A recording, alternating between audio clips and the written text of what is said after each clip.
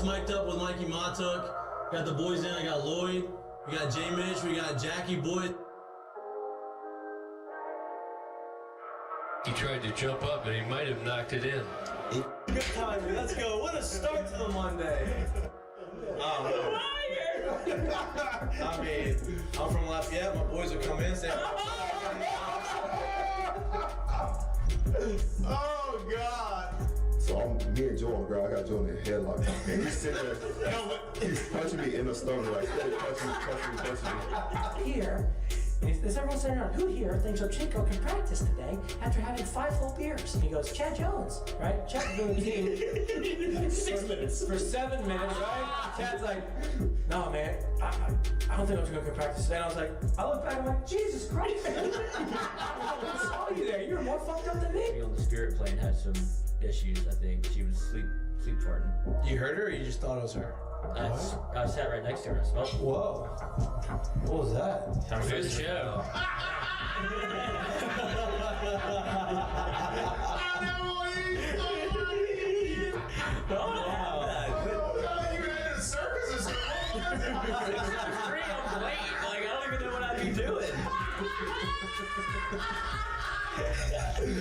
Now, when you do go to spring training, are you going to bring your chinchilla and your turtle? My dad tell you about it? The SEC is, God, they hate fat people. I mean, I get crushed for that. You know what I mean? It's like, come on, man. Hey, just the South, bro. You got a bunch of food down here. Like, they should all Players. Look at Lloyd. You know what, Lloyd? You're looking for a recruiting coordinator, coach. I'm here. He's like, I'll piss my pants right now. No way. We're wearing gray pants, long gray pants. He goes, I'll piss my pants right now.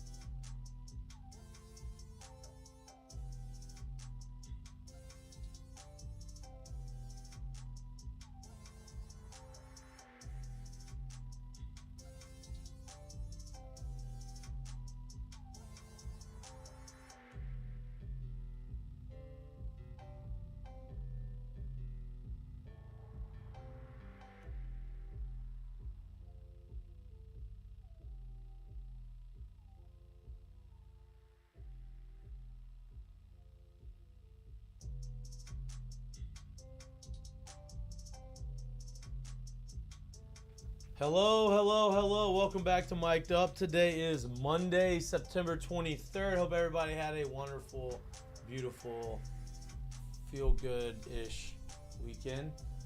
We did.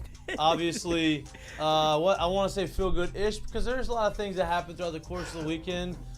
Even in an LSU win, people think that, it was awful. Gloom. It's all doom and gloom always. Look, there's a lot of things that we need to get fixed. There's a lot of things that we need to talk about, but you win a game by 3 scores. Be happy with it. Move on to the next one. Just win and move on. Survive and advance is basically all they need to do right now. But that game, or results of that game, has made it a little bit more difficult and put some more obstacles in the way of LSU, and that is obviously Harold Perkins tears his ACL out for the year. Not great. That's not what you want to see or hear, and you feel bad for him because you felt like they're doing everything they could to put him in a position to succeed. He's an unbelievably talented player that you want to have on your defense, but unfortunately he tears his ACL, confirmed by Brian Kelly, and now LSU is in a position where they have to figure out A, who they're going to replace him, B, what's the defense going to look like with him out there because he was inside, he was outside, he was star. They're doing a lot of things to revolve the defense around him. What's that going to look like? Are they going to change their schemes? I would imagine so. Going more probably to what they originally had started the season in a 4-2-5. We don't know any of that for sure, but I do know that you lose a talented guy and use an impact player like Harold Perkins. Not what you want to see. That's after losing Jacoby and Guillory, and that's after losing John Emery, all to season-ending injuries. So tough sledding, but there's a lot of good things that happened throughout the game outside of that injury. First half, defense left a lot to be desired. I'll give you that. They scored, especially the last touchdown. I think that was the one that was like, damn. Let them go all the way down there into the half, tie the game. But second half happened, 0 points given up. LSU scores 17, gives up 0, goes 96 yards and 92 yards on a drive. I think all of those are positive things. So let's talk about those. We'll talk about things that need to get fixed. Let's talk about those positive things that we saw towards the end of the game. The Saints on Sunday, not that positive. They were riding a super high. I mean, they were scoring a ton of points. Came back down to earth just a touch. That was expected. Obviously, the Eagles they felt like they probably got embarrassed the week before. They came into New Orleans, and they were out there kind of on a mission, trying to prove everybody, like, hey, that ain't the team that we aren't that team that you saw last week. Let's go out and make a statement. Even with all of that, and even as bad as the Saints played, I think you look at the end of the game and you think the Saints had a really good opportunity to win the game. We're going to get into that. I don't think everybody needs to panic on the Saints yet at all. Really, I think they're in a really good spot. A lot of things that happened. It wasn't like they got blown out. They lost on, a couple things that I would imagine are probably never going to happen again in the secondary. 3 guys running into each other doesn't usually happen on the NFL field. That was tough. Tough situation right there. But outside of football news, yes, other sports are being played right now, not named football. One in particular is about to get to the postseason, and that is Major League Baseball. If you haven't been watching Major League Baseball, I'm sure everybody's been paying attention to Paul Skenes. Obviously, Paul Skenes got into the big leagues in May and has been lights out. Yeah, about as good as you can be. He's been the guy, right? Started the All-Star game as a rookie, and he has his maybe potentially last outing of the year. Was it yesterday? Or was it 2 days ago? Yesterday. Over the weekend for sure. Over the weekend. Going into the game, he had a 2.07 ERA. At the end of the game, he has a 1.99 ERA. 5 innings pitched, 0 runs, 2 hits, 9 strikeouts. Dominant performance. And like I said, he has a 1.99 ERA. So I say this may be his last start because he has one more technically scheduled start at the end of the year. Imagine it'd be the end of this week, and whenever we find out when he actually started, 5 days from then, is when he will be back on the mound. Now, we say maybe not starting because there's a battle with another rookie in the National League. Pretty tight. Odds were not in Paul's favor. Odds are now in Paul's favor. Paul is minus, I think, 200 or 220 right now to win win the Rookie of the Year. I bet you could bet it now. I'm sure you can bet it now. Huh? Yeah, let me get these odds close before we start getting some money put on that. But we're gonna talk a little bit about that. What he's doing is amazing. Should he pitch? Should he not pitch? That is up for debate. We will talk about it. It's Monday Night Football, doubleheader Monday Night Football. You have Commanders at Bengals. That is Jaden Daniels at Joe Burrow at 7:15, and then at 6:30 you have Jacksonville at Buffalo. There you go. Reverse order. I don't want reverse. Yeah. The one that everybody wants to hear about. Yeah. Those are 2 LSU boys going up against each other. Obviously, should be a competitive game. Bengals have to get a win. Like, they are. By that time, it's about that time when they start the year anyway. So let's just be honest. I expect them to show up a little better to start. No doubt. And the last thing, but certainly not least, that we want to talk about in these Heineken headlines. The boys are hot. The boys are hot. And Lloyd, I want you to come clean to everybody in here listening, and me and Jared in this room. Did you actually bet the parlay? I did. Why do you think I was such a sharp? No, just a little, maybe talking a little bit of shit. I didn't know that you didn't like the troops, didn't like Navy. I didn't know that you weren't a fan of America.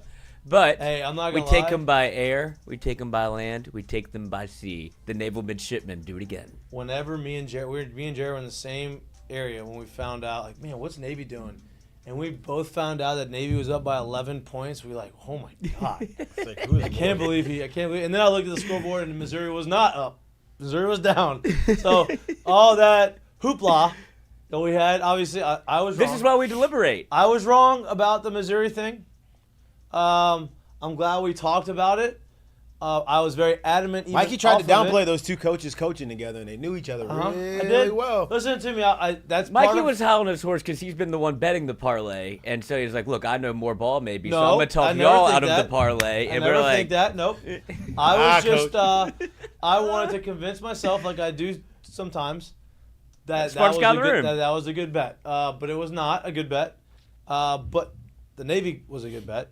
The over/under was. "Oh, that was the greatest start That to the was a weekend we slam could have dunk. had." That That's was what like I the knew. most. And that was on a Friday. I was like, this is easy to cover. Once that would hit, I was like, I'm starting to feel pretty good about this parlay because I felt like that was the best bet on the card, and it went the way it was supposed to go Yeah. for gambling purposes. And And you're then, like, of okay, course- this might be a normal weekend. Zero sweat. But too. here's Zero the deal. sweat. Zero Here's sweat. the deal. So that happens. Then yours happens easy. Not before the game thinking like it's going to be easy, but it ends up being an easy cover. I mean, And then I'm thinking like, okay, of course. oh, it's back to you. Of course. I picked the last game of the night. I picked the primetime game. So like, oh, these two hit too easy. This is not going to go well for me. I'm watching the game, and it's very defensive. And you're going like, okay, field goal here. Okay, they scored a touchdown here. Then I think it was like 10-3. I was like, all right. And then Tennessee just kept kicking field goals and kept going. And then when they scored that next touchdown, I was like, okay, I finally feel pretty good about this cover. But I had a text typed out to y'all, and then I deleted it. And I was like, nope, I'm not doing it. Mikey the Mush, I you got, tried a to bad strike. I got a bad nickname last week. I'm not doing it. So I deleted it, and I waited it, and then boom, I texted. But I was Bullying works. Bullying is back. I was sweating all these out by myself. Nobody wanted to talk to me in the group text. It was kind of brutal. That was our bet, plus 612. If you haven't followed us doing it, shame on you. You'd have won 3 straight weekends in a row at all plus 600 odds. This was the bet. Illinois at Nebraska, 42.5. That hit easy. Maybe I'll start posting my my empty Pocket bet of the week. my bet slips that don't actually get put into Yeah. action, if you will. Yeah, that was listen. It's easy to look at it when you don't have as much skin in it, and you look from outside looking in. But then when you look at it and you're like, oh, I'm gonna bet this, you overthink a touch, maybe. Not Well- you, us in But general. we got to remember too, the reason why I had those in the bet slip because it was all the ones that I thought that I wanted to walk in here and talk about and say, hey, which one is gonna be the leg So you of want my 8-0 mic'd up this parlay? weekend? Yeah. So like literally, those are all the bets. I was like, which one do I want as the Knows ball. extra one in my parlay? And that's why they were in the bet slip. Not because I was like, oh, these are my side bets. It's literally the ones I was like, well, which one am I throwing in there? So it was the only ones that I thought was like good for this I love that. situation. I love that. And they all maybe hit. you should keep doing that. Often. They all hit, and I hit not a single dollar on it because I didn't put shit on it. Like an idiot. tough. But you know, if you did bet it, hey, it my would've hit. double bet of the week did not hit. I did not go 8-0, but I did come out on top. I think I was 5-3 on the weekend, with the big one being the parlay. Obviously, that gives you the money to make up for the other ones that you lost. I was that guy at the little after party, what have you, for the Tennessee game. People were ready to put it on something else. The party box. No, they would never Oh. change the channel of the party box. No, This is way after the party. Yeah, box. yeah, this is after the late night, Oh wow. and they were, Oh, big late night guy. Yeah. more, it's not just guys there, so it becomes like we so want to what watch. do the girls want to watch? We want to watch a movie, and I was like, Oh, we're- so it wasn't like that kind of late night that I'm thinking of, like where people are actually paying attention to the TV. Or actually paying attention to the TV. I was watching the football game. I took over the remote. I was like, hold on, we got a little thing going for the show. Nice. And so I was like, I would feel like I need to keep watching this because it's going. Did you have anybody Go- sweating it with y'all? With you? Yeah, my buddy Cole. Oh, at least you had someone sweating it Yeah, with so you. I had one You more know what I voice mean? in the room. I was like, why don't we want to watch college football on Saturday? Like, Yeah. this will be over. It's not even And that it's the late. biggest game. It's the biggest It's game. a of the- great game. Yeah, right. And so I had to kind of commandeer the remote at somewhere that wasn't my house. So that's where you get in a little bit of a pickle, Dick. But I had to do it because the boys I appreciate wanted that. to see it. And we won it, and I'm very happy about it. And we'll have another one for you this weekend. Hopefully we go 4 straight. Well, I just Jared picked 10, and we'll be Yeah, fine. yeah. Apparently Hates that's my it. cap. Hates I'll my tell you cap. what I'm not going to touch is the Georgia-Alabama game. I'm not going to touch that one. You have to. That's your move. You have to Nope. bet the biggest game. I only did that this last time. I ain't doing that again. Yeah, he can't just watch the biggest game. He feels like he needs He'll to put bet that all of it. separately. Have someone. Separate Nah, bet. see, that's all. I'm just watching it. I'm not going to put any money on that one. That's not going to be part of the parlay. But we'll have the parlay again this weekend. I hate to hype it up like this, but it keeps on happening. Boston College again. Almost, and we didn't look. Maybe they're not dead. Maybe they're not dead, They eked out a cover. but they're not dead. I don't know. That They're might mean trending to dead. They're trending to dead. Yeah. Hey, I'm not It's betting getting them that again. close. They're trending there. You I'm rode not the horse betting for them what it again. was worth, and I'm But getting they're off not this dead. horse and getting on another horse, and it might be Navy. resaddle. Baby. Getting on a Get boat. something else. Yeah, yeah. That, they scored 56 points. I know. How about There was 2 over-unders that were over 100. North Carolina? Oof. That's the one I'm talking about. I thought you were talking about North. I thought you were No, talking Navy, about, they scored 50 Boston points College. also, but that's the other 100-point game that I saw with the total. I Yeah. was like, Jesus Christ. JMU 70 points. 70 to 50. 70 points. They put up 50 and a half. It was so bad that Mac Brown had to say he's not retiring. He said he is not retiring. Like that actually was a real Tell you That quote. doesn't mean he's not getting if fired. my defensive coordinator gives up 50 and a half, we're going to have a conversation like, hey, Coach, I 70 need your points. Let's remember the Titans. Like, I'm taking the play sheet. like, what? 70 points is a Power 5 team. We paid y'all $500,000 to come here, and we gave up a 50 And burger this is and a half? JMU without their head coach. Yeah, no, not good. Yeah, it's not good. Not good. Not good. All right. Well, talking all the other college football, that's And great. then they also, San Jose State. Oh, you were doing late night. Yeah, that was on Friday after. Oh, yeah, I tried.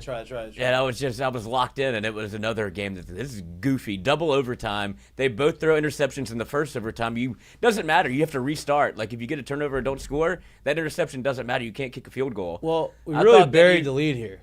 LSU? No. Oh. Colorado. Oh, how y'all did that watch- happen? Did y'all watch that game? I woke up Oh, my God, dude. literally watching the guy try to dive over the goal line. Like, I missed the back end of the game. Listen to me. Passed out on the couch, woke up, saw the fumble. That's it. Listen to me. I was watching the game, and this is how much, because they're down by a couple touchdowns. And I was like, damn, they're out of it. And then all of a sudden, they score a touchdown. And I'm like, all right. I think it was 24-10. It was 24-17. I was like, oh, here we go. And then I'm watching. I'm like, I got to keep myself awake. So I would gradually get up. I'd get up and I'd go walk around, I'd get some water. I'd stand up and watch some of the game. I couldn't lay down horizontal. I had to keep moving. And Little crutches. so then I go in my in the bed. I go in the bed. And My bad. by the time I get back in where I'm watching the game, there's 2 seconds left on the clock. So I missed a minute and a half of whatever. Very efficient. And so I'm like, session. oh my God. What point? So then I watch it, and then I see the Hail Mary for a touchdown. And then I see the replay. The guy dropped it first.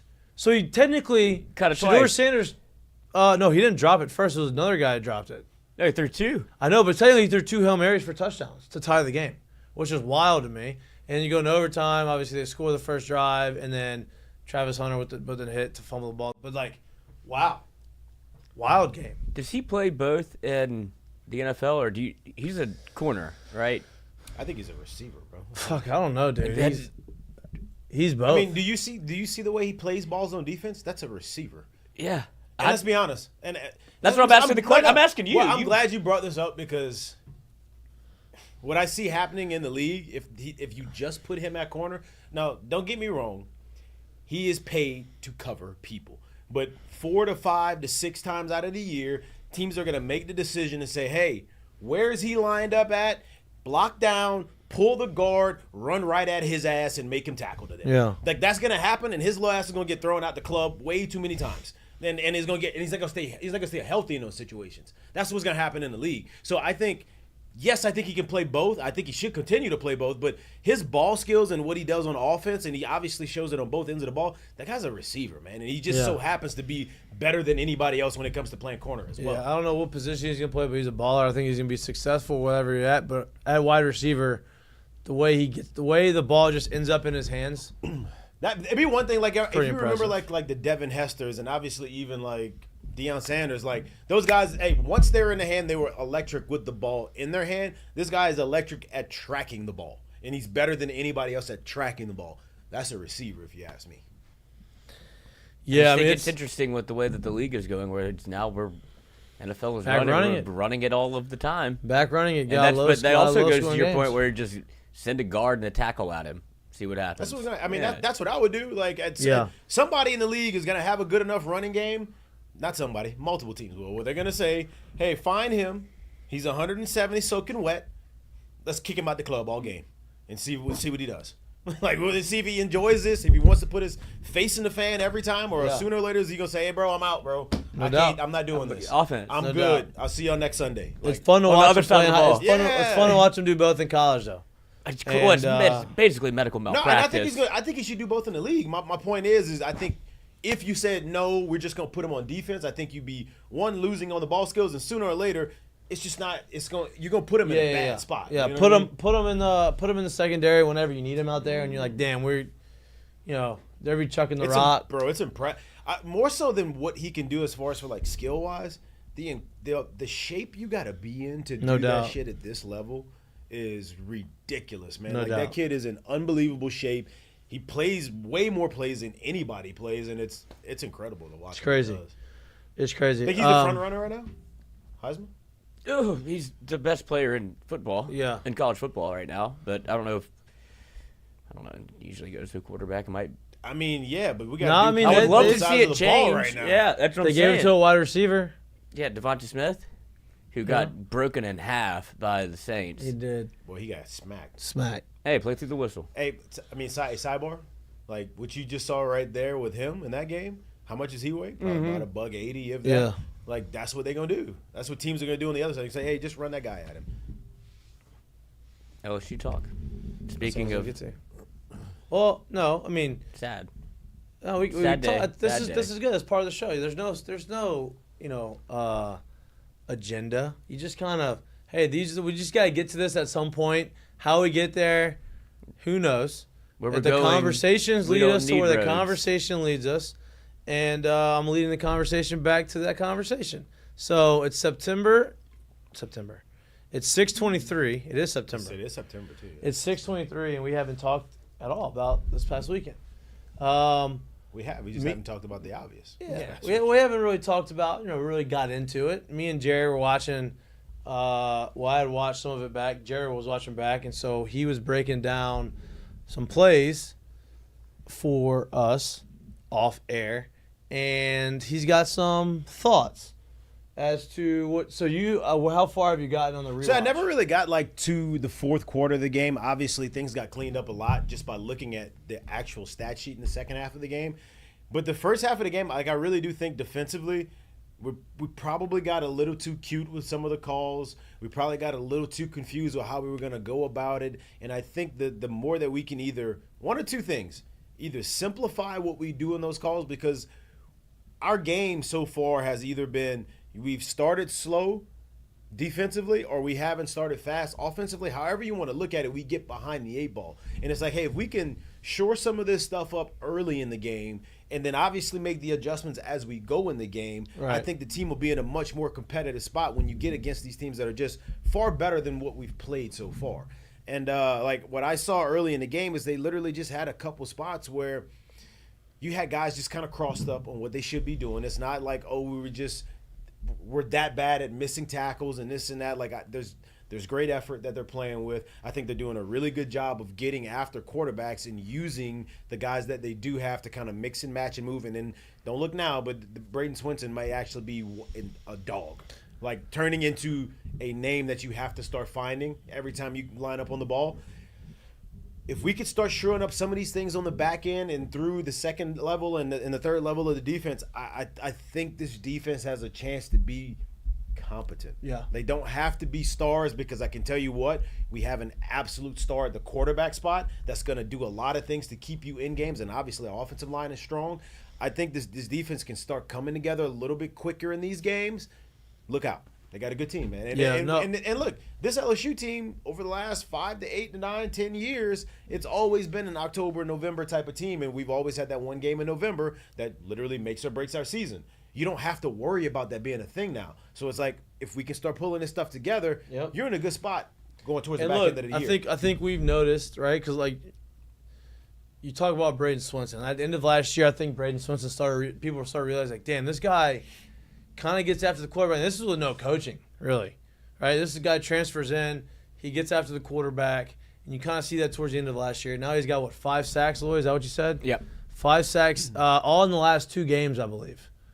And I believe it was Savion Jones against. USC. USC. Savion Jones had the big. And look, that's another thing. Yeah. You talk about Braden Swinson. Savion Jones had a game similar to Braden Swinson last week against an SEC team on the road.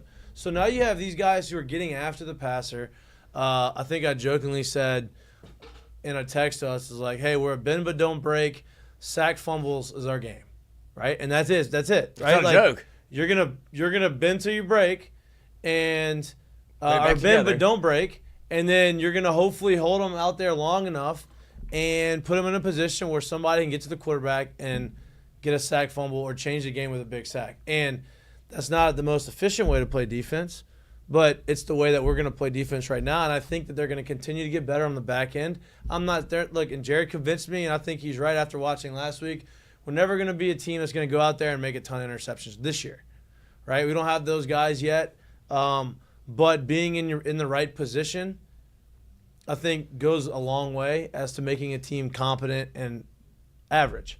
Because defense just needs to be average. They need to make some stops, get some turnovers, make some 3-and-outs, and don't let them score 30 points. I think the biggest testament to Blake Baker knows the strengths and weaknesses of his defense, and he said, we're not going to force a lot of turnovers on the back end, so let me just send pressure after pressure after pressure because I'm going to get turnovers. And that's the biggest difference from last year's defense to this year's defense. Not only that, but the second half adjustments have been incredible. Right, and that's the other thing, right? You talked about scheduling and LSU getting better, and they get better in October. LSU or the SEC showed how hard it is to win on the road, right? Georgia almost lost on the road at Kentucky 13-12. 2 weeks ago. They beat them 13-12. LSU goes out to South Carolina, has to fight for their lives to get a win. It's hard to win on the road, right?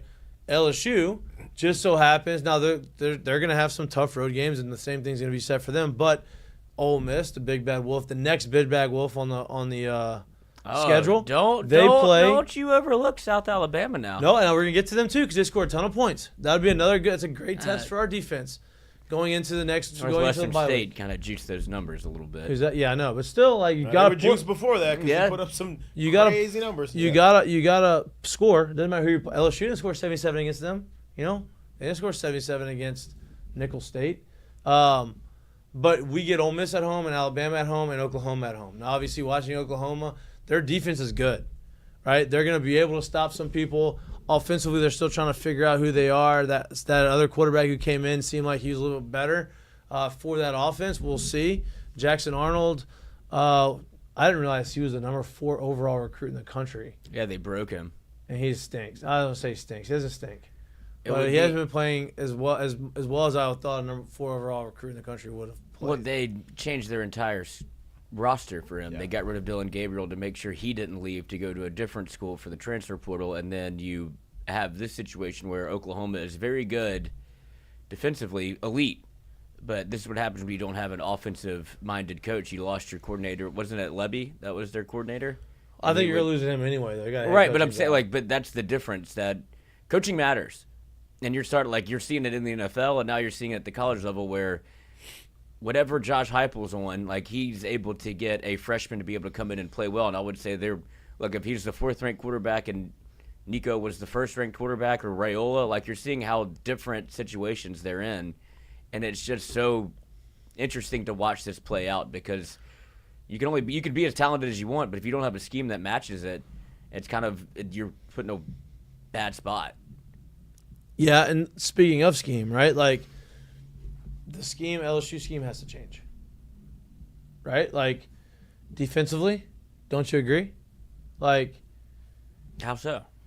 I mean, you've been trying to figure out a way to make Harold Perkins the most efficient linebacker you can get. Right? Was that a bad segue? Did I confuse you a lot with that segue? A little bit. I thought you were talking about overall. I think I confused myself a little bit there, but it still stands. Now they're forced to change because of the absence of Harold Perkins. Right. That's what I was getting at, right? Yeah. So they were the defense was schemed for him to be able to, be that game record that his talent says that he is, and that what he's shown that he can be. And so, they moved him to inside, outside, 4-3, was a 4-2-5 first game of the season. and they wanted to move it to a 4-3 to get him in that star position. Well, obviously, he is out, which is never a good thing. You're never going to be better because Harold Perkins is out. So I know there's a lot of narrative out there that, oh, maybe this is going to be better for the team because they're going to be able to do some other things. I think better is the wrong word because you're never better off. We're better when you have a guy of that talent off the field. You never want him to get hurt. But do I think that with the personnel that LSU has, is this scheme more suited to fit that personnel? Potentially, right? Like we talked a little bit about that. I mean, you're going to go more into a 4-2-5 type of defense. You have your two linebackers who you trust really well in Wes Weeks and Greg Penn right there in the middle, and you got a front four. You got the guys who are getting after the quarterback. They've proven they can do that. You're just going to have to figure out the other guys in those other 5 spots that you feel most comfortable doing it. How do you feel about them potentially having to go back? And this is not a guarantee. Nobody said that they're going back to a 4-2-5. This is just all It feels an like assumption. the easiest fix for at least a week because you've done it before. Yeah, I mean, the 4-2-5 over the 4-3 conversation, I honestly think has a lot to do with, like don't get me wrong, like Harold is a linebacker. Major Burns is not a linebacker. But I think what they were trying to get out of him, realistically, at the end of the day, is pretty much the same thing, right? You started the year with Major playing that star position, and then you obviously transitioned really quick into Harold doing the job. I think they're still trying to get the same thing done, so I'm not really sure the scheme or whatever you want to call it is really changing that much. I don't think it's going to change that much. So it's just, you're right. I do think at this point now, the best way to say this is I do think as a school like this, you do have a responsibility if you think that guy is actually a good player, which is very obvious. Harold is a very good player, and you should be doing the things to get him right because people won't talk about stuff like this. But if I bring in a heralded recruit like Harold, and I get him on the field, and he starts playing well, and I never ever really get him to the next level, and word gets out, whether it be right, wrong, or indifferent, that you did not develop him, because at the end of the day, let's be honest, this is what we like to call NFLSU, right? Mm-hmm. So if that's part of what we're doing here, and obviously we want to win, the two biggest things you're selling to kids these days, obviously, is the ability to win here and the ability to get you to the next level. And if people see somebody who comes here, that's not how much? Yeah, we can okay. But my point is, when you come here and we're trying to get those things to you, and we're trying to get you to have those things, and we see you out the gate have success, and then all of a sudden, if it doesn't continue to go up or continue to stay the same, or you don't seem like you've gotten better, then it becomes you didn't do a good job of developing. And then if that is the word or what's said or however you want to look at it, it becomes hard to get the next batch of recruits in, especially in that position, right? So with that being said, I do think that there was a certain level of, yes, Harold needs to be on the field, and I'm not refuting that at all. He's that good of a damn player. But I do think there's a little bit of, okay, we have him out of this situation. He was already learning and growing in new spots that he's not used to being in. It may be easier to run our scheme when people that are used to doing these things. I'm not saying that they're going to be a better defense, but you may get a more cohesive defense moving forward. Yeah. You may not have the same big play game breaker like he is, but you may have a more cohesive unit moving forward. Right. So it'll be, interesting to see how this thing goes. But yeah, it's a big loss. It's somebody you obviously need and you obviously want. It's a big loss, but sometimes these things pull teams together a little bit closer. Absolutely, and sometimes it forces, maybe you're looking at these freshman guys or these younger linebackers who haven't got a lot of opportunity, and you're watching them play they're super talented. Yeah, they're a little lighter than you probably want. I think they're both under 220 pounds. And being young, that's a big thing, right? It's part of maturing and part of getting on the field. You've got to be physically ready to get on the field. Maybe sometimes you kind of look at them that way, and then they get an opportunity unexpectedly, and they end up killing it. And you're like, okay, all right, maybe we got something here. And now all of a sudden you have a couple more bodies who are factoring in, and they just are able to get better and better and better. Because that's how, unless you're like a Patrick Peterson or one of those freshmen who come right and win, that's how you get better. That's how you learn is you get these in-game experience, but you're able to hide it with all the veteran other talent you got, right? When I was a freshman, I hit 7-hole, and it didn't matter if I got 4 hits or not. As long as I was doing something to help us win, I could get hidden there because I had everybody else around me. They didn't need me. They needed me to go do the stuff I need to do defensively and do, like, you know, they needed me on the field. That's how you grow and get better. Dude, Exactly. I mean, we've always joked about this, though, like, because we have this background, we can talk about it. But like, if you look at baseball the same way, a lot of times guys get called up to the big leagues. That's supposed to be this uber prospect.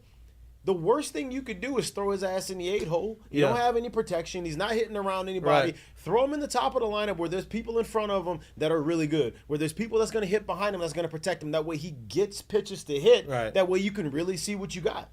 Like, in a lot of teams, or good teams, usually find that, and they do it that way. Teams that are not very great and not very good at developing guys, they usually don't do it that way. But that's the same type of mindset. It's the same type of thing. Yeah.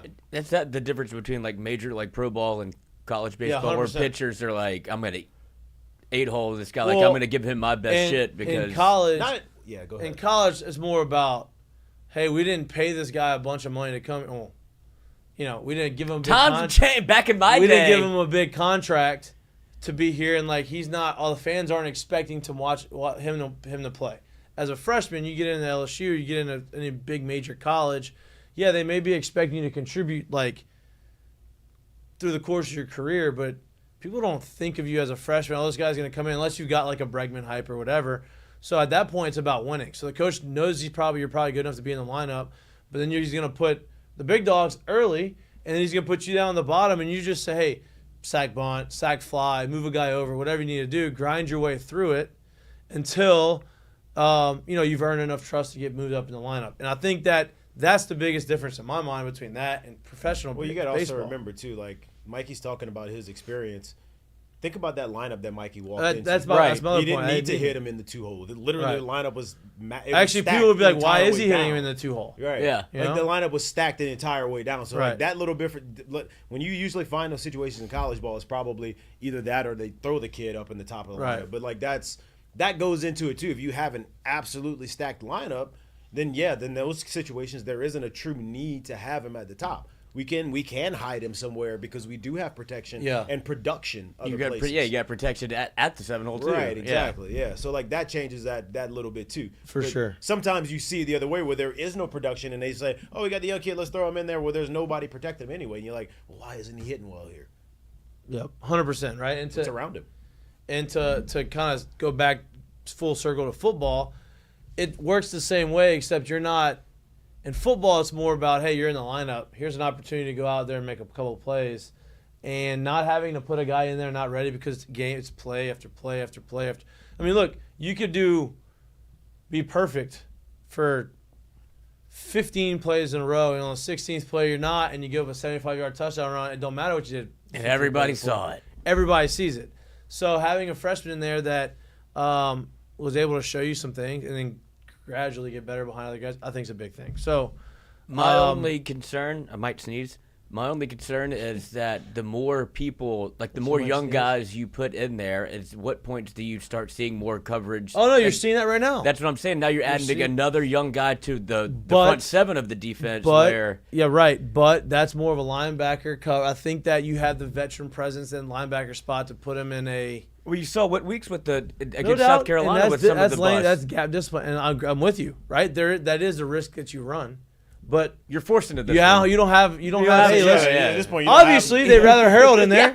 We would much rather the older, more experienced, more impactful best guy. player maybe in the country. But we don't have a choice. Hey, should we play Harold or these two freshmen? Can he play? Yeah, Harold, yes, duh. You should be playing. Well, we can't play. He's hurt. So now you got to figure out who's going to be able to replace them, and who's going to replace them most efficiently. And you got what weeks? You got the weeks one bros. Person.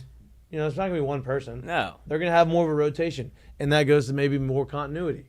Because everybody understands, hey, this is what our situation is, and let's put us in the right position and get on to the next guy. And that's part of it, because it did feel like if you wanted to play devil's advocate for this thing, and I'll never be on the side of Harold Perkins, whatever, like I think we all need to say that, make sure. Doesn't make the defense better, but it did feel like there were some scenarios where it was like round peg, square hole. Like, what does he do best, and what does he at LSU, like Jared was saying, like you're trying to make him, I guess, prepare him for the next level, which became a huge talking point of we know what he does really well, but this is what he should be doing, or this is what could capitalize on his potential. I think, because I think there was certain spots right now, like Harold pops when he pops, but I still think there were certain spots where they were trying to figure out what do you do best and what's most comfortable to you, and then what else do we need you to do as well, where you have to get better at those spots. And I think there were certain spots where they were trying to figure those things out, and obviously we can't always put you in the absolute best spot. And sometimes that showed on tape. And it just is what it is, but you would rather him in than have him out. You would rather have that ability to make the plays that he can make than not have him at all. Yeah. But you're going to have to figure it out at this point. Yeah, Brian Kelly came out and said that he basically told how the plan would be with the linebacking group. Right? He said if we want to play 3 linebackers on the field, the first guy that would move out there would be Whit Weeks playing the Sam. Wes would move to Mike, and Greg would play Will. Okay? Interesting. If we wanted to be in Buffalo, we are still in a really good position. We would probably we lost the Predator package. Yeah, we would probably activate Xavier Atkins as the next Will in that type of situation. So that's what we want to be in if we want to stay in the configuration that we were currently in versus UCLA. So he's not saying that's what they're going to do. If you just take what they did against UCLA and they want to stay in that, that's how that thing would get going.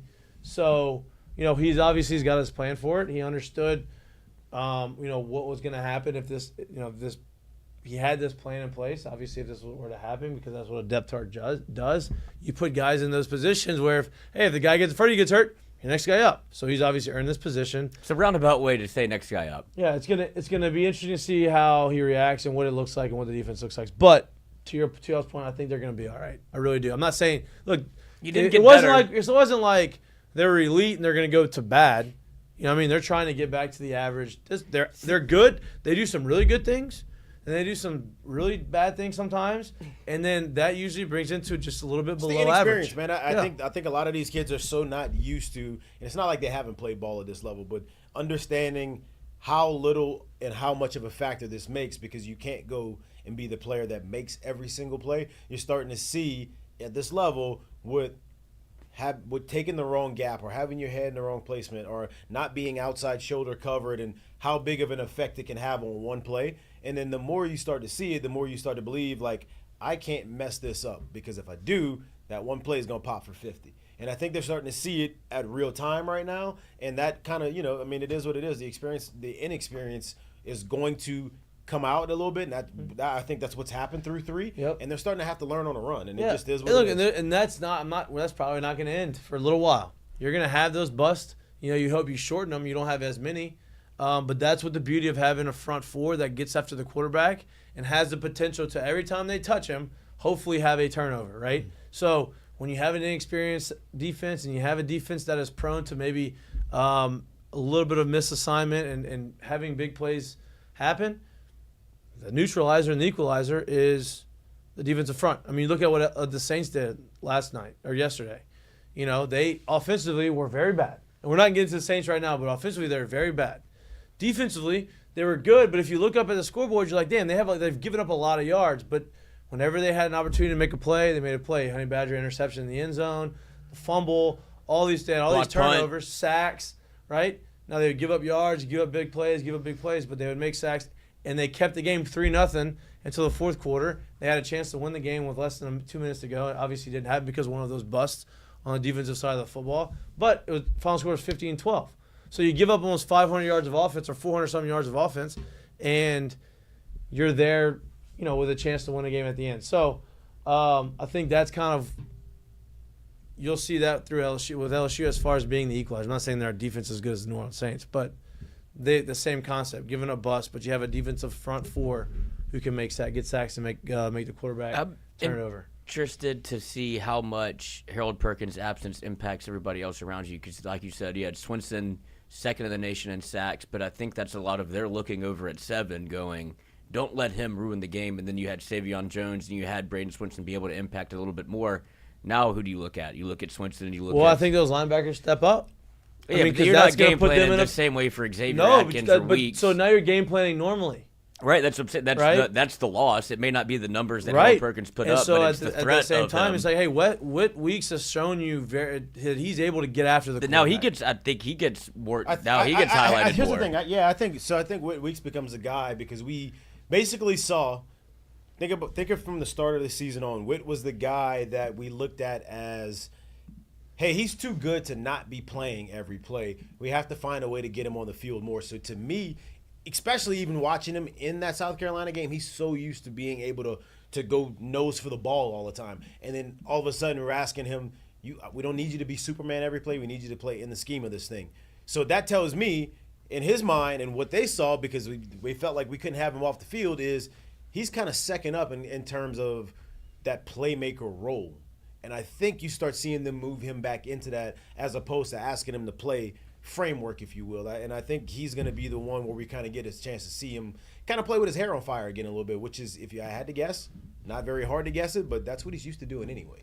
Yeah, that felt like because of the way that it was constructed previously with Perk that he was able to do that. Now it might be, I don't know if you're forcing it. Like, that's who he was. He was put in situations to succeed because he wasn't the first one on the list whenever an offensive coordinator looked at the defense and said, you can't let 40 ruin it. It's like, you can't let 7 ruin it.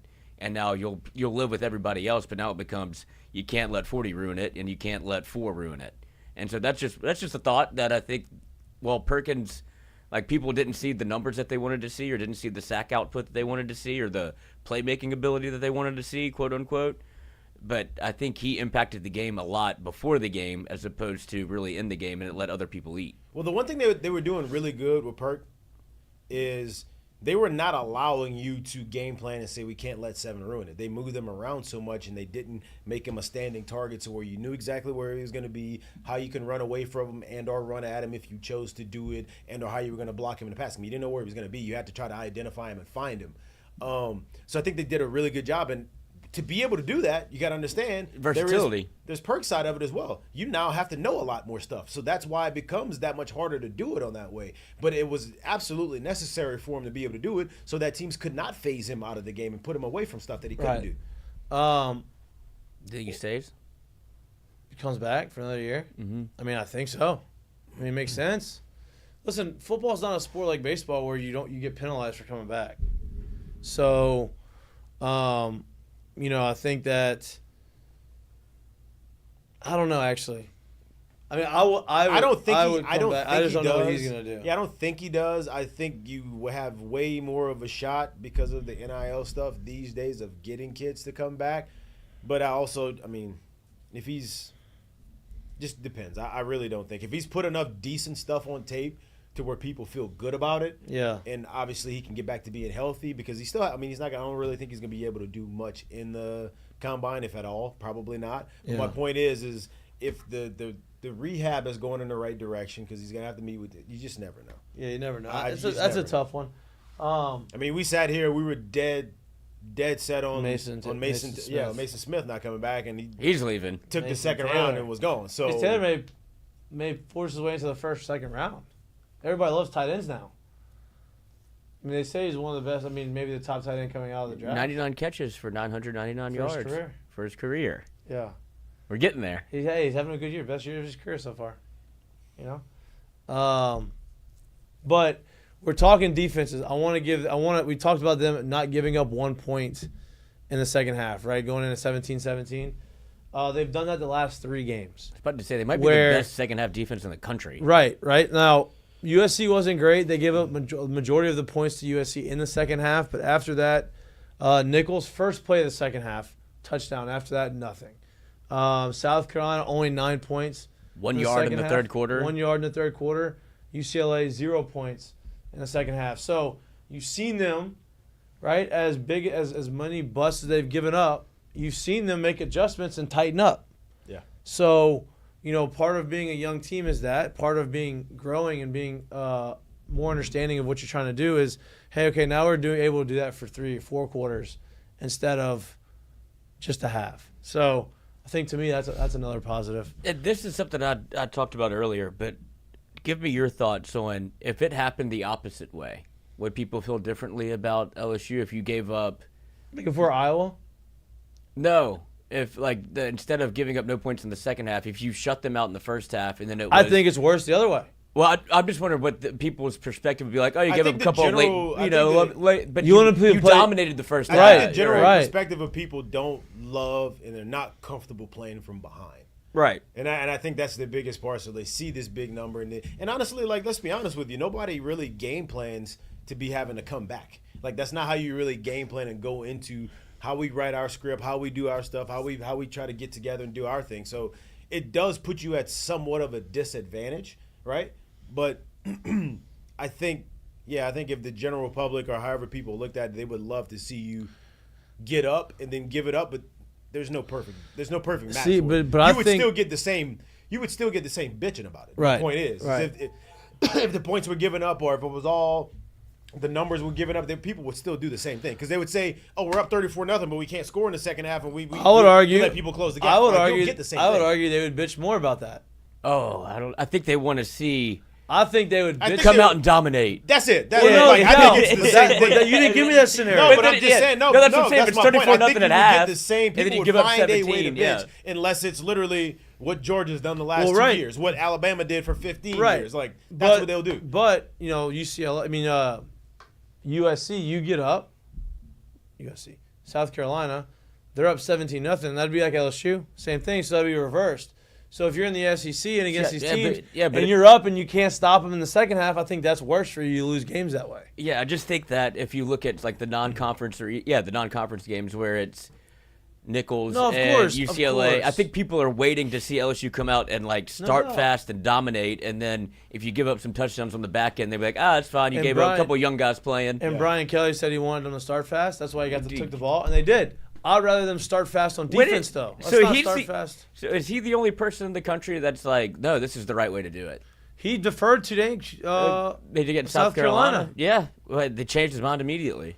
Well, he said. I mean, his reasoning. I understand. He We talked about Yeah, his he wanted to reasoning start before the fast. game. Yeah, he wanted to start fast, and I guess that just means he wants to be able to push it and score it and kind of open it up because maybe he doesn't believe. Maybe he sees the defense playing tight right now. Maybe he sees them as, hey, they need this bump of confidence if we're up already and they're not playing in a close. I say close game, but like a tie ball game. Yeah, maybe they feel like I want them to feel on the attack and not have to play catch, if you will. You know what I mean? Maybe that's how he's looking at it. Yeah. Because it does help. I mean, to be up 7-0, I would No doubt. imagine to be a little bit more aggressive, but it But was you also immediately. Which want is the what I def- just said. That's why I think Right. people do the bitching that they do because we're not up 7-0. But We're you also down, want to see you the know? defense start Get start stopped. fast and get stops. Hey, let's not let a team go down there early in the game and give up points, right? Like you said, if this does force LSU back into the 4-2-5 with Major Burns at the start, the best defensive performance they had probably was against USC in that formation. Yeah. So, I mean, look, who knows? I'm sure it's going to be ever evolving. They're talking about the same thing right now. Well, it's all going to be schematic, right? It's all going to be, hey, what does this team do? What's our game plan going to go? What do we need to have game plan for them? And that's going to determine what they're running on defense. Yeah. You can say your base is 4-2-5, but if every team knows your base is 4-2-5 and they don't want you in the 4-2-5, they're going to do things to get you out of the 4-2-5, and now your base is no longer the 4-2-5. That's what game planning does. Or honestly, you also got to think too, you're now about to go into the part of your schedule where everybody truly believes that they are on the same level as you talent-wise. Right. So they may not give a damn what you do. Yeah, they may they be do sitting it there better. saying, this is what we do, and we can Right. do it better than you can Yep. do it with your group on the field. So, going forward, it ain't going to be – they're going to have to do what is going to be Yep. most successful Yep. for them You're right. for what these other teams run. No doubt. That's what you're going to be running into. No doubt. No doubt. Quick note on South Alabama. They're going to score. They score They points. score. I think this is. it's a good challenge for This them, is too. this is a good good 3-week span. You play UCLA, who you should have gone in and did what you did against, and I think there was some things they could have cleaned up, but we're My pretty boy close. Kyle Parker though got that touchdown. Was that not pretty close score wise? Didn't that say something like 38? Didn't he say? We were arguing. Didn't he say 17? I don't remember. Because we Way to said go I said check 10 the or we tape. said 17. because we both said 10. I believe you went to 17. I which think is- I think I said at first 31-10 or 38-17 or something like that. I said something like that. I think you said 38-17. What's the point differential on that? 4 points. 4. So you said 38-17 because you were comparing it to the LSU Nichols game, 44-21. He goes, that's about around the same differential that they had in that game. I said I thought it because I thought they would run the ball. I just You almost got it. That's 2 weeks in a row. You almost got it. Didn't think they would run up the score in this game. But I guess you have that team and you play the way you kind of needed to play. And like I said, there's some things you could have cleaned up and could have made it a little bit bigger of a margin, right? But I'm not surprised at all that it wasn't 52-7.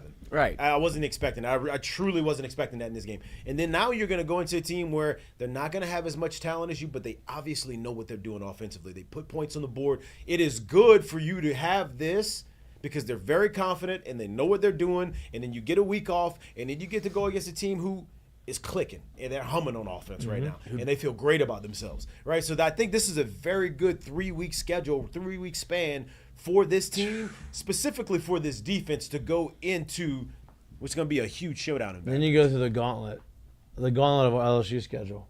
Ole Miss, obviously, at Arkansas, which is looking to be a little bit more of a trick, always tricky, but when you have a quarterback that can do that, it's looking to be a little bit more dangerous. Then you're you're back-to-back road games at Arkansas, at A&M, and you got off week in Alabama. So that's like your stretch. This is it. That's it. This is it. We're in it. After this next weekend, we are in it. But I think this is a good game, or a good game to have to continue to improve because they're going to challenge you offensively. But look, I'm looking at the scores, right, on like the LSU's first 4 games. And we're talking about how you mentioned how LSU's got a star at quarterback and Garrett Nussmeier, which I believe 100% that he's a star. I think he's been playing that way. I think he's offensive player of the week this week. He's been balling. But I'm looking at, they show you who the high passer was, high rusher, high receiver. Lacey, the top receiver in game 1. Daniels, top receiver in game 2. Anderson, top receiver in game 3. Taylor, top receiver in game 4. My point in saying that is you have a good quarterback when he can spread the ball around and he's able to do what he needs to do, right? Yeah. And I think that's more of a credit to him than an indictment to our receivers not having all of these yards. He's spreading around. He's taking what the defense gives him, and I think that's a huge thing. 9 different players had catches Saturday. Yeah. I mean, Nuss is a great quarterback. Like, he's very good, and we've already had this kind of conversation a little bit off screen, but for what we thought was going to be like, oh, this will be a good quarterback. He's got a good group to throw the ball to. We don't know how quickly it's going to gel. Going into that last game, he was leading the SEC in completions, attempts, touchdowns, and all he did was throw for 300-something more in another 3 or 4 touchdowns, right? 3 touchdowns. So he hasn't fallen far behind that, right? And this is in the midst of us talking about this Ole Miss offense who's humming, who all they do is score, right? So he's having a great year. We're looking at a guy who at the end of the year where you probably thought, almost probably thought no matter how well he played, you'd probably get him back next year. I'm telling y'all right now, we're looking at a kid who's probably going to be a one and done here. Mm-hmm. He's playing that well, and it ain't just like guys are running crazy open. He's playing with anticipation. He's playing with accuracy. He's reading things well. He's seeing it well, and he is playing very confidently right now. Yeah. And I only expect that to keep getting better because the group they've come together really well so far, so early in the year. Yeah, it's been impressive to watch. I mean, he made some throws every game. He makes throws. You're like, damn, I can't believe it. The throw to Aaron Anderson on 3rd and 10 or 11, where he almost off his back foot, but threw a bullet. And shout out to Aaron Anderson. Shout out to Aaron Anderson for coming back. The only reason that ball's complete is 1, because Nussmeier can get it there, but 2, because Aaron Anderson is able to come back to the football and catch it with 2 guys around him. Great play all around. But the dime he threw to Kyle Parker down the sideline. I mean, he was as perfect of a throw as you can have. And I think Palmer put it best when he's like, you couldn't hand it off to him better than that. I mean, you couldn't put it in a better position for him to catch it, tuck it, score a touchdown without the guy being able to touch it. And right? Kyle Parker showed off some athlete. I don't know how he got into the end zone. I don't know if he got carried with his in balance there and then leaped enough to get in there. It was elite. Great play. Brian Kelly said bad dancer. Huh? Brian Kelly said bad dancer. Didn't like his touchdown dance. That wasn't good. They look like me. I disagree. Well, Kyle Parker can do no wrong. but yeah, anyway, I think they've shown it enough. I think Caden Durham is gonna continue. You're gonna look up, ain't gonna announce him as running back one, like we said last week. I thought it was a great mix. I did too. I'd like to see him get more carries. Yeah, Caden, I mean, he pops, man. Like, and I think as he continues to grow and get out of freshman mode in his offense, he's going to be the guy that's in there a lot longer. And he came on a lot quicker than what we thought. We thought this would be Caleb Jackson taking over this backfield pretty early. He's kind of fallen by the wayside a little bit, and Caden Durham is taking every opportunity that he gets right now and making the most of them. And he's hard to look past when you look for somebody in this backfield to be getting the ball right now. Yeah, Lloyd. Where are we? Where is this? I was trying to look at. We're trying to look at the carries for everybody, but they don't have it on the season statistics yet. I think he fits the best in what they're trying to do, and I think he's shown. You need to mix everybody else in, but he's the only guy that's shown you this year that he's gonna catch a ball in the backfield and take 50 yards, right? He's the only guy that's shown you so far that he's gonna consistently break tackles and gain extra yards. That's the thing with him right now. Whether it's out of the backfield catching or whether it's actually running the rock between the tackles, what he's doing really well right now is he's running through arm tackles. He's making the first guy miss. He's getting to the second level, and he's making multiple people tackle him. Yep. That is a very effective and efficient back right there, and he's accounting for. So a lot of like run schemes account for block, and then at some point is man on man, which is the man you have to make miss, and he's making a lot of that first man miss, which is why he's accruing the yards he's doing and why he's playing the way he's playing right now. Yeah, you saw it more in the run game. I mean, more in the pass game this time with Caden Durham, but it was Josh Williams for 13 carries, Caleb Jackson for 6, and Caden Durham for 6. I thought Caleb Jackson kind of had a little bit of a coming out party you obviously wanted to see him play a little bit, like see more explosive plays, but I thought Caleb Jackson showed a little bit of wiggle on that one catch and run that he had where he like cuts it across the field. Yeah. Cuts it up. I think that. Look, Caleb Jackson showed that last some year. of the parts of the run game are like you're starting to see the bones of it where it's pretty good. They've got to. They're mixing it up. They're getting better. 102 yards. And they've got to continue to get better. Yeah, they're progressing. I like to see them get to like the 150.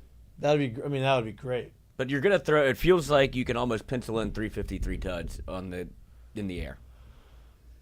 Yeah, I think they're 11th right now in the country or 13th in the country in passing yards per game. I think they're averaging like almost 314 yards a game. Ethan Garbage, not so garbage. No, listen. Like, I think what made him garbage is some of the sky hooks he was making. You gotta remember too, like. By the way, that thing has some fucking whip to mustard behind it. Garber's sitting there with the roster's not great. He's okay. He's not bad, but he does have Eric Bieniemy calling plays for him too, which is he ain't afraid to throw it, which you saw last year in the NFL with Sam Howell with the Redskins. And obviously he's been around greatness, and he's been running an offense with a guy that's been greatness at quarterback when he was in Kansas City with Patrick Mahomes. So I would only imagine as that continues to go through the year, that guy with that coach is probably going to get a little bit better. And he's kind of shown himself taking steps each week. So I'm really not surprised that he came out and looked competent, if you will, for a good bit. Yeah. Agreed. I guess we do dabble. Why do you keep leaving the camera on me, dude? Dude, my bad. Jesus Christ. What are you looking at? I just found a mistake of the day. And it's great. Just a sight to see. There's a couple of them. My bad. It's going to be interesting to see what's going on. Do we have a score update of the Monday Night Football games? Yes. 13-0. 13-0. And nothing. The other one hadn't started yet. Wait, what? 13-0. Buffalo. Bills are up in that game, 13-0, and the other one hasn't started yet. Lawrence takes off, 3rd and 2. Dives for it short. He's been stinky, huh? Yeah, he hadn't been playing well. They should have had DeMar Hamlin tackle him. Knock him out the game. Tony Stark built this in a cave. Let's talk about the Saints. Let's talk about football in general. What do you want to talk about? What do you want to talk about the Cy Young? Let's talk about the Saints. Yeah. Are we Do we think the Saints are back down to earth? Are we in panic mode? Like, where are we at right now mentally when you think about the Saints? Let Lloyd answer this. Okay, first. yeah. I would love to know because we know him. Lloyd's been trying to get off the bandwagon. We know him. He's looking for trying to every get on reason. it. He's looking for every reason for that train to slow down at station or not station so he can jump off that damn thing. So where are you at, Lloyd, right now? They were fun to watch. It was still a fun game to watch. I love how Tyrann Mathieu was playing. It's unbelievable. Fountain of youth for the man who gets another turnover. I think he's had a turnover in every game this year, but offensively, that's a game that you should have won. Has he had a turnover in every game? I think he had a forced fumble or fumble recovery in week 1, pick in week 2, and now a pick in week 3. Wow. But this is very much a tipping point for Saints fans who are riding extremely high. And now you look at a game that you should have won against a Philly team that I don't think is very good. I don't know what I disagree with you there. I disagree with you there. Saquon went off. So are you telling me you're panicking right now when it comes to Well, I don't care your either Saints way. Yeah, I think that the Eagles, they're more fun. I enjoy when the Saints are good and we're trending to be really good. But then you go 40 points, and then listen, you can't expect them to score 40. I didn't think I would that like they to were, score 14. Yeah, okay, I mean, Offensive the Eagles, line. the offensive line got a little beat up. Now McCoy was out. That was a big one for me because you have monsters in the interior defensive line for the Eagles, right? So you want your best offensive line, your best offensive lineman there, to at least somehow figure out how to slow him down, not stop him, slow him down. And so it was a tough matchup. I think they didn't have McCoy Taysom Hill. I injury think was that tough. affects Yeah. a lot of the way they do some of the creativity. Get me back on. The creative stuff. But here's the deal. Even with that, you could look up and with a minute and 40 seconds left, and they probably 3rd and 16 with a minute and 20 seconds left in the game. Like you think they're going to win the game, right? And then they have this mishap in the defensive secondary, and guys run into each other in the score. So I think that I'm not panicking at all. I think they're still good. I think that was it was probably nice to get a little humbled a little bit, but I think that the schemes and the way Clint Kubiak called plays isn't going to change. I think personnel is going to continue to get better when those guys get healthier back on the field. But I got 4 names. I got Davis, Carter, McCoy, and Hill. Right? You don't have Taysom Hill. I think that the Swiss Army knife it messes things up a little bit because he's someone that they can throw in there in different spots, give him the ball in different ways, and he's a bruiser, he's a banger, he's a high energy guy, and he just brings another pizzazz to the team, if you will. Now you lose McCoy, that hurts. Like he's one of their signal callers. He's a really good center. He's somebody that's been very effective for him offensively. Really doesn't help to lose that guy when you got 2 absolute man-childs and Jordan Davis and Jalen Carter in the middle. And when you get your brain kind of pushed in for a couple weeks in a row and you get your manhood challenged a little bit, that's the wrong 2 people I want coming in to be able to play defense against a zone run scheme like the Saints have, who's getting penetration in the backfield and kind of blowing that shit up the way they did. I thought that's literally what I saw this week was like, hey, this is why NFL football is what it is. Because week to week, doesn't matter who it is, they all have NFL guys. And them 2 dudes, when you piss them off and they start playing to their potential, they can blow up anybody's game plan. And they did exactly that. The Saints were not able to run the ball the way you saw them able to run the ball the first 2 weeks. And when you can't run the ball, you can't get in a play action pass. When you can't get in a play action pass, kind of blows up the scheme. Right. And that's what they did. They wrecked the game in the middle, and especially once the center left. And there you go. And it looked like they're a little. It caused the offense to be a little bit just off this much. Like some of those deep balls to Shaheed were just a little bit overthrown, underthrown, not caught. Good plays by the defenders. Well, pressure in your face changes a whole lot of things. What's that? Pressure in your face No doubt. changes. No doubt, right? I believe the Saints are the #1 team under center this year in the NFL, and when you have 2 monsters in the middle, it makes it a little bit harder to kind of go through your progressions when you don't have your starting center. And you've even seen center play at LSU cause Will Campbell to be a tick-off because just snap count's different. Everything looks a little bit just not as fluid as it used to be. But losing McCoy, and there was who's the old offensive lineman? I'll think of it in a second. But he was talking about the Saints and losing your center in the middle of the game. Yes. He said losing your center in the middle of a game is probably one of the harder things to have to adjust to. No doubt. He touches the ball outside the quarterback. He touches the ball every play. Yeah. All right. He understands protections. He understands what the offense is trying to do, blocking scheme-wise, better than anybody. So that's a big loss. I think that even with all of those things, the defense still showing that they're opportunistic. Got after Jalen Hurts, got turnovers. Honey Badgers, a renaissance. It's unbelievable. Right? Hall of Fame? Maybe. I don't know why he wouldn't be. I think he's done enough. I think, if he keeps doing what he's doing now and staying healthy, like getting turnovers, he has an opportunity to be all pro. Be one of those guys that's still getting these top recognitions in the league. Eric Weddle. Yeah. But I think I'm not panicking one bit, dude. I had the privilege of sitting in this on the on-field suite. I had never done that before. Never done it before, right? And look, honestly, for a straight visual of the game, very inconvenient. I'm like, hey, if I just want to watch the game and like have a good view of the game, not great. You're watching the scoreboard Mike a lot. is definitely not helping him sell these seats. No. But like I'll when they come into your end zone, like, and they're right in front of you, because you are literally In the end zone. on, like, they score and You're like then a security guard.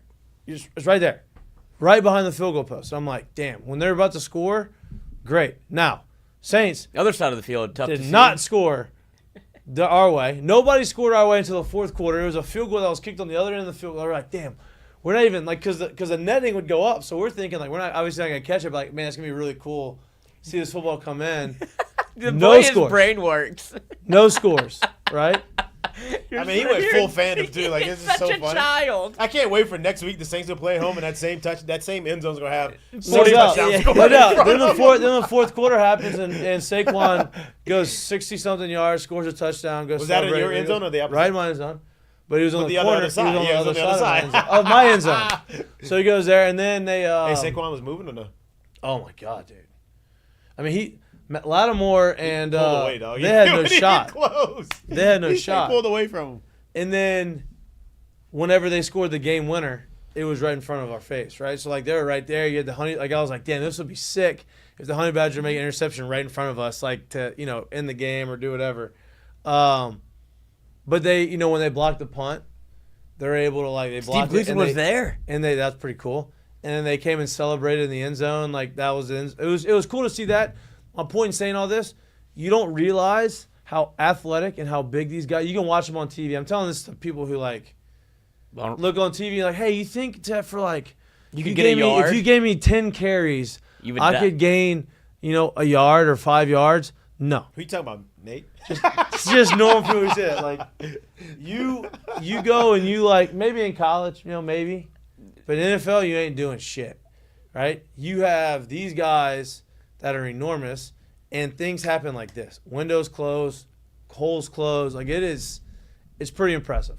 Really cool experience, and hopefully I get to do it again. But hopefully they score more Well, I points. don't think you really helped yourself there. I'm gonna get in there. But seriously, like if you want to watch the others, like you have to watch. Yeah, you watch screen. Jalen Carter runs a 4.9. Yeah. So, Lloyd, you think you could beat him? hell no. And he was upset after the game. He was fussing at somebody. Because I I was think like, this is terrifying. You said that it was like a late hit, right? On He was screaming at the crowd. He was doing a lot of talking. But, I Lots mean, of like talking. you said, you it's a woke big man, though. It's hard to tell that guy something. 6'3", 315, 4'9", Yeah. 40. That doesn't happen to normal That's people. not the ones you want to wake up. They woke up at the very wrong time for the Saints. I expect the Saints to bounce back. Who do you got next week? Falcons. Yeah, big game. Ooh-wee, big game. At home or on the road? Oh, I'm going to say at home, because then Gonna you have to say? go to Kansas City the neek week. Monday Night Football. Let's see. You got So that's New what I think- Orleans. Yep. Nope. That was this week. Week 4. You have. I feel like it's at Wait, home. why can't? No. Yeah. New Orleans at Atlanta. At Atlanta. And they That's a looked big game better. for 'em. They looked better. It's a big game for them. That offense is coming around over there, so And their defense is good. yeah. I mean, their defense made it very. NFC South, not as bad. Their defense made it very, very difficult. shit changes real quick in the No NFL, doubt. boy. Yeah, I mean, you saw the that's Panthers. why I don't gamble on it anymore. You saw the Panthers go out to Las Vegas, and I know. Look, Jared's going to give you the great football mind. Look at this as a football guy reasoning, and he's right, 100%. But people who are in Survivor leagues don't think that way. I'm not saying this because I lost it, because I'm not in a Survivor league. Because the last time I was in a Survivor league, I had 2 picks, and they were both gone the first week. Both 10-point dogs. I mean, both 10-point favorites. Both lost. But the Panthers have looked like an awful team. Yeah, I'm not And gonna they sit go here to and Las say that. Vegas I, and they win. They yeah, get I'm not gonna sit Dalton. here and say that I thought they would throw for 303 or 4 touchdowns and and Red Rifle, ball dude. like that. I'm not sitting here saying that. That's not what I'm all. But I would have faded a game in any lines and any totals of a team that. I mean, look at it. Look at the history of it. Usually, when you have a quarterback and or a head coach that either gets fired and or benched, the next game, not like the rest. I mean, it happened last year. The coach fired the head coach. They bring in Jeff Saturday from the booth, and they won a game. Guy's never coached in his life. And didn't win another one after that. Didn't though. win another Yeah, one but after that. Like for the Gipper. Usually for that one game, for whatever the reason, there's just a whole bunch of different vibes and confidence just infused into the team. I'm not saying it stays around. I'm not saying that that's going to be the Panthers going forward. But for 1 week, this would have been the week I would have faded that whoever was playing them if I was. But a lot of people didn't do it, I'd imagine, and they picked Las Vegas and they lost to because this is. You're looking at it, and if you don't know how Survivor Leagues work, which I think most people who watch us or listen to us probably understand it, you have to pick a team every week to win. And you can only pick them once. But you can only pick them once. And so this would have been an opportunity. Let's pick the Las Vegas Raiders because we're not sure about how they're going to end up the season. So let's sneak a win in here early. Nope. I think I saw like fantasy stuff also had like, hey, the streaming defenses, go pick the Vegas defense. I'm like, cuz. Right. I mean, a lot of people were just, even gambling-wise, like just pick whoever is playing the Panthers. Everybody loves to chase the bad team, but the bad team, a lot of things change. Look, dude, Denver was bad, and Denver put on the Bucks. Not a whole lot of teams going 0-16 in the NFL. It's only happened a couple times. Right. John Kitna, sorry about it. But so, like, that's, you talk about the NFC South not being bad. It's not, and like Panthers are bad. They won. The Bucks looked really good. They lost to a team they probably everybody thought they were going to win against. The parity in the NFL. Falcons are 1-2. Everybody talking about the Falcons being after week 1. Saints are in a good spot. They're 2-1. Obviously, they're playing. They play. It's a big game this next week. Yeah, Atlanta too. Because now you put yourself in a position where people think you can win your division. As opposed to before the year, you thought it would be the Falcons that would be the runaway. And the Super Bowl's in New Orleans, so I'd like to see them make a little run. That usually turns out pretty good for Louisiana teams when something big is happening in the city. You think that that 16-day streak is broken? How funny! Do you listen to that? I'm live. Oh, that's what he said. He goes, Derek Carr, congratulations on Murder being back. Into that streak. It's so funny how they correlate, though. Like, it really is. People are just a little bit happier when the Saints win. Like, no doubt. Not going to do it. Not Murder. No doubt. Today. But now, what's maybe. the score update? We got 0-0 in the other game. Bengals got the ball. Joe just had a nice little the other game must have just started, right? They got the Bengals got the ball. Yeah. We had a stat 13-3 in the Bills game. Rookie QBs are 8-0 against the spread on the road in Monday Night Football since 2013, 7-1 straight. Wow. Teams that are plus 5.5 or more this year are 12-3 against the spread. Teams that are what? Plus 5.5 or more, like catching more than 5 points, 12-3. Thank you, Brennan Huff. Those are all good stats. That's crazy. Yeah. My theory used to be if it's double-digit dogs, I'd take the dogs. Now and for the most part, that works out in the NFL. But now it's 5.5. I feel like NFL's a little different this year. It's crazy. It's the field goals. It looks like more. I don't want to say old school NFL because it's not, but like you're gonna have to be able to run the football downhill. You're gonna be able to have to establish running game. The difference is now you have kickers who are kicking the ball 65 yards like it's easy. They had a 71-yarder lined up. And like, and they think they can make it. Yeah. Somebody made a 67 or 65. It was 65 this week. 65, Brandon. I mean, and it was. It was the guy from Dallas. Brandon Aubrey. Yeah. Like it was nothing. Yeah. I mean, easy. And then the Eagles, like, that coach, you better make up your mind. What do you want to do? You go for it on, like, what is it, 4th and 5, and you run. No, 4th and 1, and you do the fake Philly special. Yeah, it didn't work out. And then you go to then you line up for a 65-yard field goal at the end of the game. Oh, like, that was in our end zone. Yeah. If you look at it, maybe you can see a guy waving to the left. That was me. That was me. Hey, I waved to the left. I went left, my left, right. Wide right. Joe to Jamar, touchdown. Who? Joe. They're back. Tutty. I don't think. I'm gonna have to go back and watch I don't know if it had enough distance either. No, that's what I'm saying. It wasn't even close. But I was waving it. Listen, you go out in the Caesar Sportsbook on Phil Sweet, you got some degenerates in there, Coach. No doubt. Yeah. Do you have more like TVs in there? Like, can you gamble in there? No. Yeah. So you go and you watch. You have the game, Yeah. and then you go underneath. They have this like little common area where like there's food. Wow, talk about like Chicken tenders. oh no, they got that, but like they had sushi. They had hibachi chicken and steak. Did you eat the tenders though? I ate You what? can't put chicken tenders in front of this man and him not. I ate- Hey, he just said they had hibachi, they I had ate- sushi. He went chicken Here's tenders. the deal I'm though. eating these Here's the damn deal though. tenders. Here's the deal. I ate hibachi and I ate sushi and I ate chicken tenders. But usually when there's hibachi and sushi, you're just like, let me smash these, and he's like, Let me. If it counts- This is a common food group that goes together. If it counts, Oh, the my chicken fingers are my last thing I ate. Of course, you All right, if can it you had to counts. get 'em I in want at the some other- point. I want I the got other- to get But these they were chicken good, tenders. dude. Crispy, hot. Fries were fire too. To be honest with you. It's like the Green Goblin mask. It's just calling him. He's like, "Gotta get a tender." They had wings in our suite. It was great. It was a great experience. Had a great time. You made him miss a field goal. Jose Alvarado, and Trey Murphy Saw they that. were right next to us. Oh, they showed them. Yeah. We were right. The suite right next to them. We didn't get Nice. shown. No. But yeah, I wonder if he steals in real life. Najee Marshall was there because he just got traded to Philly, so he was there in his Phillies gear or in his Eagles gear. Yeah, it was great. I don't know how I got on that tangent, but Chicken tenders will do it every it was wonderful. time. I would love some chicken tenders tonight. Dude, wait, you Actually, I think my wife's he making- talked about it. I think I was making chicken nuggets. They have these fired chicken nuggets in the freezer. I think she's making some chicken nuggets. Oh yeah. Listen, a good chicken finger is great. Fantastic. Good breading, especially when it's like crispy on the outside, but like very tender on the inside. It's fire. There's a certain type that everybody knows. Like, The gourmet chicken fingers. yeah, Yep. yep.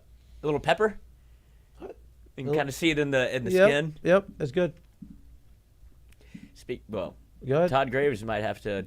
Hey, let's get some of that tender money. Special mic'd up tender. That would be. Oh, Mic'd you up- get a Mic'd up combo. box. 8-fingered. Wow. Off the menu item. Let me get the ocho. The Ocho. Yeah, let me get the ocho. 8 tenders, 8 pieces of bread, 8 French fries. Party tray. That's what that is. Party tray. I wonder if he's gonna have Tender to. life lives on, and so does the drop ball. Yeah, there you go. It's a my real Mikey special. Do you think anybody was more? Speaking of 8s, got a phone call today about maybe Harold Perkins. Like, I thought that NIL money, I might have to find a new budget for a certain 7. Like, damn. Tough. I Getting mean, that expensive. sucks. Because they definitely could put a package together. I don't know if Feels I'm like it's picking up what one you're man. putting down. Like, do you think Gordon McKernan is like, damn, I already have him on the G squad. I thought kind of allocated that money somewhere else because he wasn't going to come back for his senior year. Oh, Now but he's you like, can't take your money back from him. no, I'm talking about for next year. For next year, I see what you're saying. Where he's I like, don't know. oof, Maybe. another $1 million. Maybe. We'll see what happens. We'll see what the recovery is like, Yeah. It's early. It's literally he hadn't had surgery Yeah, yet. but see, he hadn't even had the surgery. Yeah. Like, So, let's We'll get out in front of it. Do the deal now. Who says no? Oh, this was a dime a barrel, by the way. If you watched it. He's licking his lips. Looks like his thumb's all right. It's his wrist. Looks like his wrist is all right. but see, yes, I think it's the wrist, not the thumb. I meant to say the wrist. I don't know why I said thumb. Looks like his wrist is all right. And his thumb looks good, too. Fuck it. No, Jaden Daniels. Let's see. First snap. Never forget when Jamar literally said he was having problems because he couldn't see the stripe on the ball. Remember that? And that was a huge. I mean, talk about talking season for It's the a NFL. it's a real I thing. forgot he said that. But you forget that happened. That Hey. Jamar's like, I can't see the stripes on the ball. There's no Football. stripes. This is gonna sound a little crazy, but a college football easier to throw, like throw, I guess, for distance. NFL football, you don't have the white stripe. It looks like you spin the shit out of it. Oh yeah. You know what I Unless mean? you throw a real duck. Yeah, like Yes. it looks. You don't have the white stripe, so it looks like you spin the hell out of it. It's great. But I would take It's fatter. I would It's harder take to a throw. college spiral over an NFL spiral. If you spin one with a college yeah, football like a Chris Leak, Yeah. it's like this is mesmerizing. Or actually sneaky first place, Canadian football, the stripe that goes all the way around. It does. Looks phenomenal. Hey, you talk about all-time spin club? Yeah. Chris Lee Yeah. could spin that thing. Yeah, no man. doubt. He threw a pretty ball. Yeah, it took forever to get there. It was pretty as Pretty shit. It true. looks so good. I look like Chad Pennington.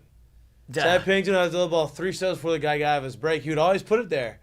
But this ball's in the air before you even think about breaking right now. Yeah, but it lands soft, easy, catchable. Yeah, very catchable. Catchable ball. Very catchable. Might look up some Chris League highlights. All right, you said you had. You know who else you spun who threw a really pretty ball? Jamarcus threw a really pretty ball. Oh, Jamarcus flip it, and this ball would go 85 yards, as tight as it can be. Apparently threw a great ball. Yeah, he did. It was always hard as shit too. But he threw it. But very subtle. Them things was coming, boy. Mistake of the day. Yep. Brought to you by Z Plays. I had two, but this one just you caught me watching it, so I figured I'd just put it on because this is the state of Florida right now. Obviously, they get a win. Bayou Billy, Sunbelt Billy, whatever. When do you think he gets fired? Yeah, whatever. I mean, unless he goes on an absolute heater. Right. But Mississippi State is not good. But this is the state of football in Florida at the moment for the band. Let me see if I'm going to zoom in a little bit. But he just decided. That's not look at how he attacked.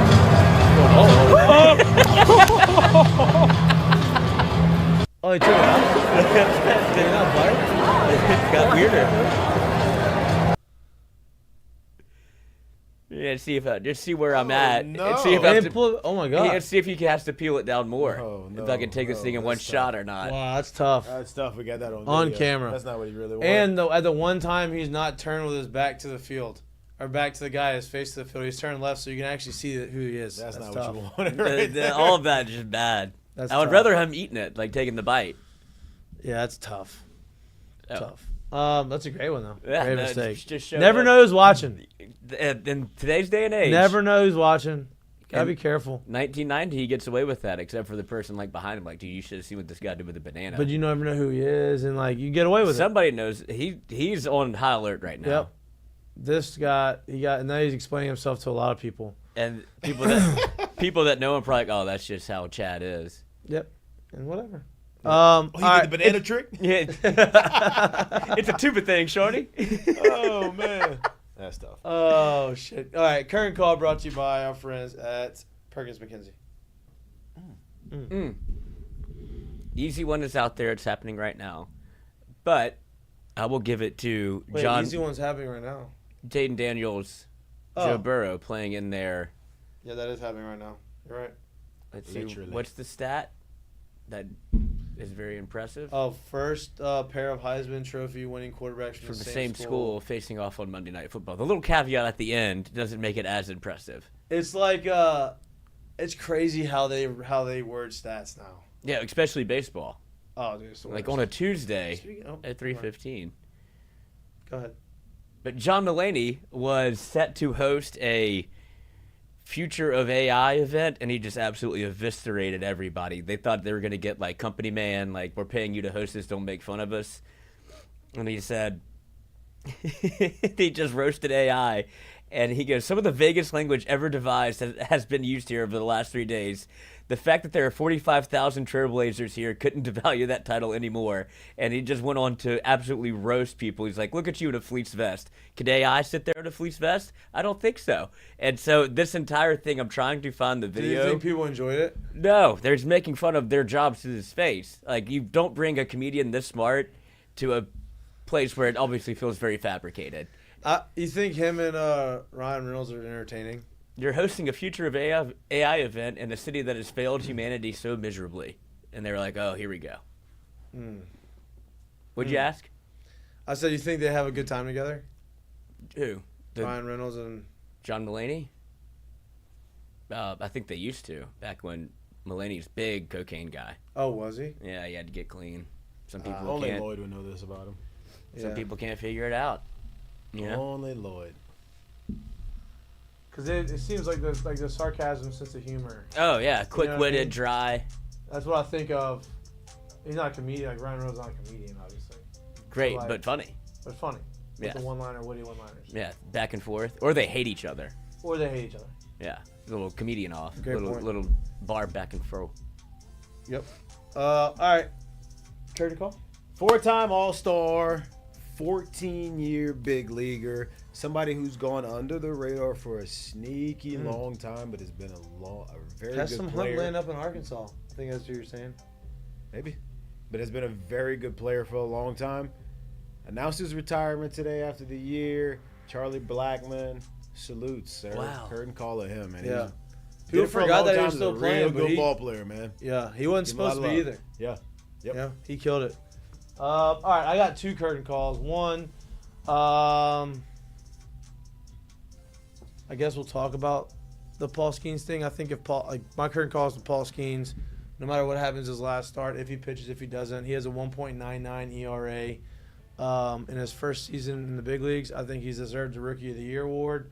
I hope he gets the Rookie of the Year award, but what he's done doesn't happen very often. I think it's happened twice in 100+ years. Right. So I think he's earned it.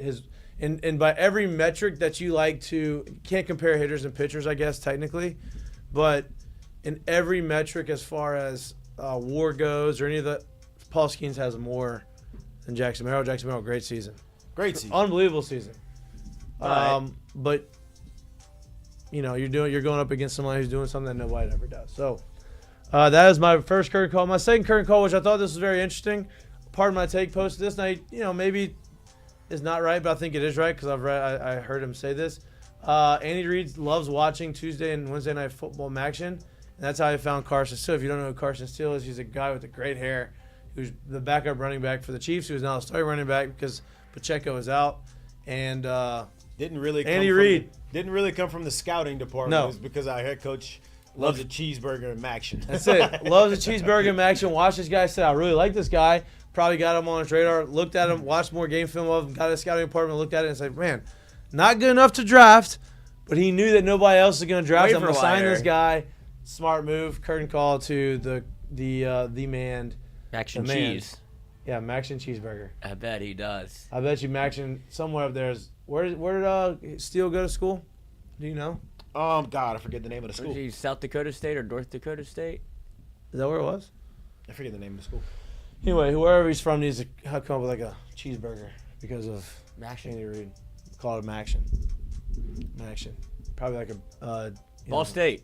a mac and cheeseburger or something. I think he went to Ball State and then he transferred somewhere else. Oh, he did. UCLA. Yeah, that's where it was. That's right. Ball State, Yeah, UCLA. yeah, I remember the Ball State part, but that's the match Thank part. God Ball he's State. gone. Yeah. LSU doesn't need That's to play right. that. That's right. All right. Well, Let's go watch ball. let's go watch the 2 games of football we got going on. Enjoy the rest of your Monday night. We'll be back live in studio Wednesday from 6 to 8 p.m. We love you. We appreciate you. Please like and subscribe to our YouTube channel. And we'll be back on Wednesday to talk Chicken sports. nuggets. Hey, we're a few weeks away, a couple weeks away from Big time. greatest time in sports. October, baby. Playoff baseball. Night game Football. in Tiger Stadium. It was so hot. God, Saturday was Oh, dude. I was dying. It was. not supposed to be that in September. It Saturday was. hot. It was almost. It was 100 degrees. It's illegal. I low-key felt bad for UCLA. I'm like, I know they ain't used to doing this shit. Nah. No, they- they put him in the sun too. I know they had the nice tents. You could tell. You couldn't see a person standing up on the sideline. Everybody was sitting up underneath them tents. They couldn't see somebody stand up on the east side because they were all dying. 70 people got carted away. Oh, is that really what happened? Yeah. 70? Did you just make that up? Mm-mm. No, that's real. Really? Outside the game, yeah. Wow, gotta hydrate. Gotta hydrate. How many of those hydrated. were UCLA fans?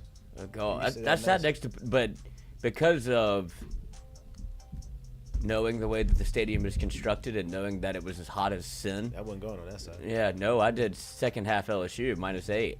I was like, they're not going to be able to make it through this. I can barely make No it through doubt. this. No doubt, dude. We're tired of this shit right now.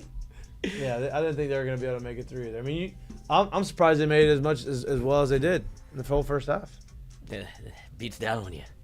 No doubt, Ray Baker. Mm. All right, enjoy your Monday. We love you. See you on Wednesday. Bye. Peace.